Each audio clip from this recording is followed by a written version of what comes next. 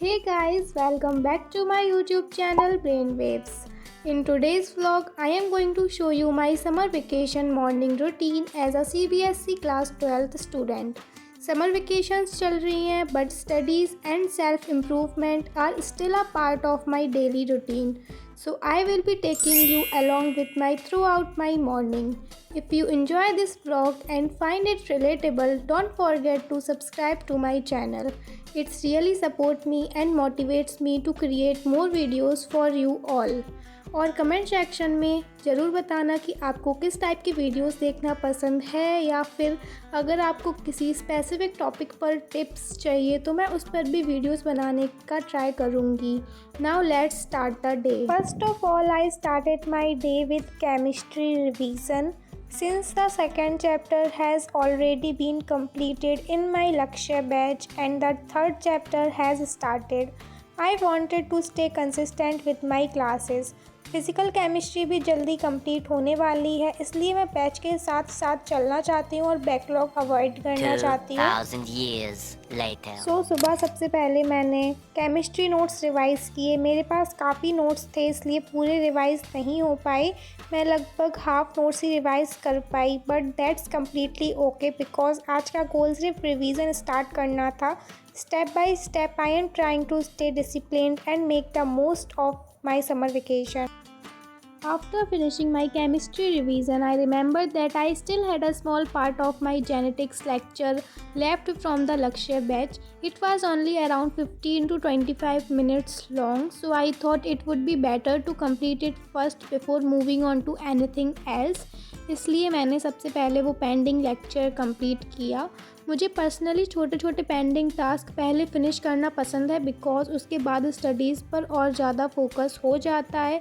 Once the lecture was completed, I felt more satisfied and ready to continue with the rest of my study session.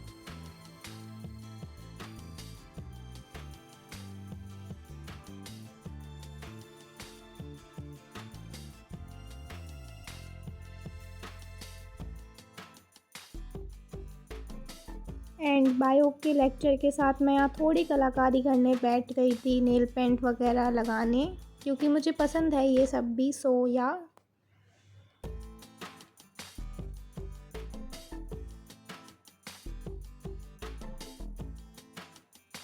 After completing my lecture एक unexpected guest हमारे घर आ गया. यह parrot अचानक हमारे घर पर आ गया था और ये प्रॉपरली उड़ भी नहीं पा रहा था.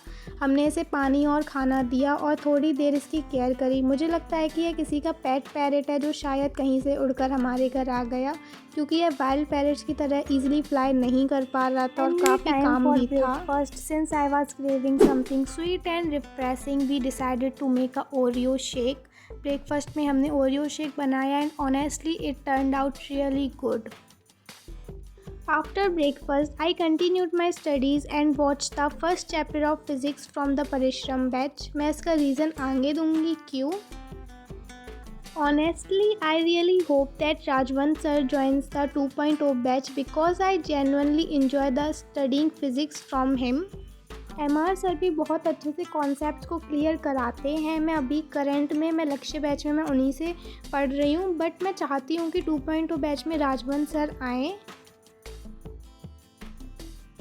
सो हेलो, ये व्लॉग देख के और अगर आपने मेरे पहले के व्लॉग्स देखे हैं तो आपके अंदर ये कन्फ्यूज़न तो होगी कि मैं लक्ष्य बैच को फॉलो कर रही हूँ या परिश्रम बैच को फॉलो कर रही हूँ, क्योंकि मैं दोनों के ही लेक्चर्स देख रही हूँ. तो मैं रियलिटी बताऊँ तो मैं सिर्फ लक्ष्य बैच को ही प्रॉपरली फॉलो कर रही हूँ. DPP सॉल्व करना, जो भी होमवर्क होता है, मॉड्यूल्स होती हैं एंड जो भी चीज़ें होती हैं. बट परिश्रम बैच के मैं सिर्फ केमिस्ट्री एंड फिज़िक्स के लेक्चर साइड बाय साइड देख रही हूँ बिकॉज मुझे लगता है वो मेरे बोर्ड्स एग्ज़ाम के लिए बहुत ज़्यादा ही यूज़फुल होने वाले हैं.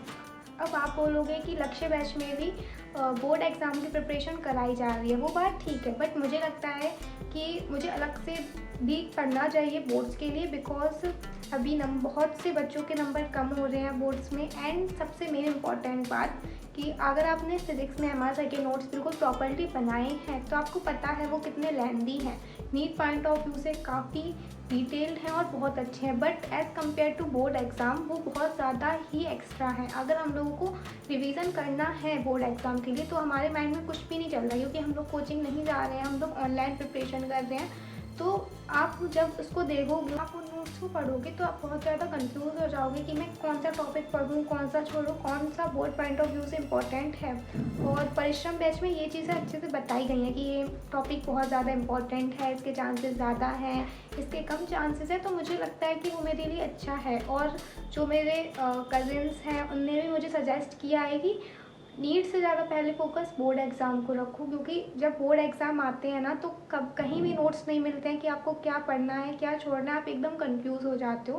तो मैंने 2-3 लोगों से सजेशन लेके मैंने ये डिसीज़न लिया कि मैं फिज़िक्स एंड केमिस्ट्री परिश्रम बैच से भी अटेंड करूँगी। सो इसलिए आप मेरे ब्लॉग्स में देखोगे कि मैं परिश्रम बैच के भी लेक्चर्स ले रही हूँ साइड बाय साइड, एंड अपनी प्रिपरेशन भी कर रही हूँ। हाँ, ये थोड़ा time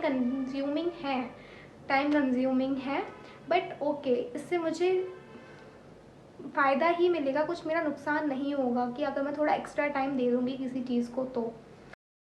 One more exciting thing happens today. The Oswald books that I ordered finally arrived and I was genuinely so excited to see them. I had also used Oswald books in class 10th for question practice and they helped me a lot during my preparation. That's why I decided to order them again for class 12th. I am excited to start solving questions from them and hopefully they will help me stay consistent with my preparation. And with that, today's vlog comes to an end. If you enjoyed this vlog or found it relatable, don't forget to like the video and subscribe to the channel. Also let me know in the comments what kind of videos you like to see next and whether you have ever used Oswald books for your preparation. Thank you so much for watching and I will see you in the next vlog. Until then, keep working hard and take care. तब तक के लिए bye bye.